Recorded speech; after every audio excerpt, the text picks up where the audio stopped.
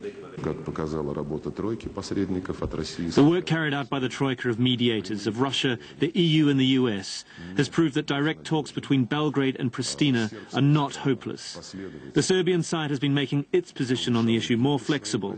If Pristina's authorities were not forbidden to hold talks on a compromise, if they were not told every day not to agree to anything but independence, I'm sure the decision would have been made. Serbs living in Kosovo are preparing to go ahead with a mass rally to show that they strongly reject independence. But there are some groups who have found their own solution by discovering a new life in Russia. Our correspondent Denis Bolotsky reports. They were born and raised in Kosovo, but they decided to return to the land of their forefathers. The Tsay family live in a comfortable two-story house in Mafehabel, a small village in the southern Russian Republic of Adyghe. There are 22 other Kosovo Adyghe families in this rural community. For all families that moved to Adyghe from Kosovo, this small village has become a new home. 9 years ago they fled from the horrors of war, and Russia was one of the few countries that gladly accepted the refugees. The Kosovo Adyghes are a predominantly Muslim ethnic group that was forcibly relocated from the North Caucasus to the Balkans in the 19th century. The Ottoman Empire wanted these people to protect its interests in the region.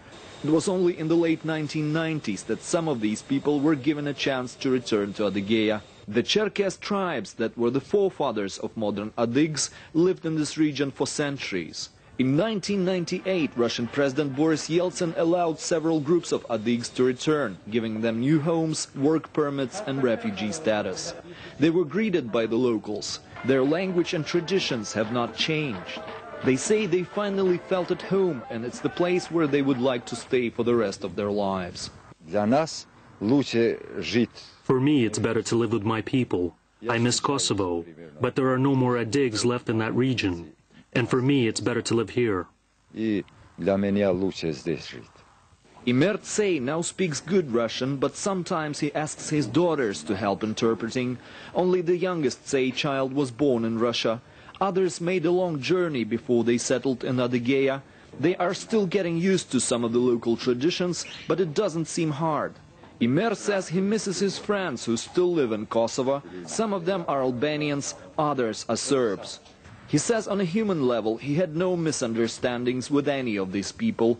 A truck driver, he ran his small business without paying attention to his clients' faith or nationality. Now, 9 years later, he says the Kosovo problem is still far from being resolved. It's not only our problem, it's a problem for the whole world. The UN representatives, the Germans, the Italians, the French, the Russians, they still cannot find a solution to the Kosovo problem.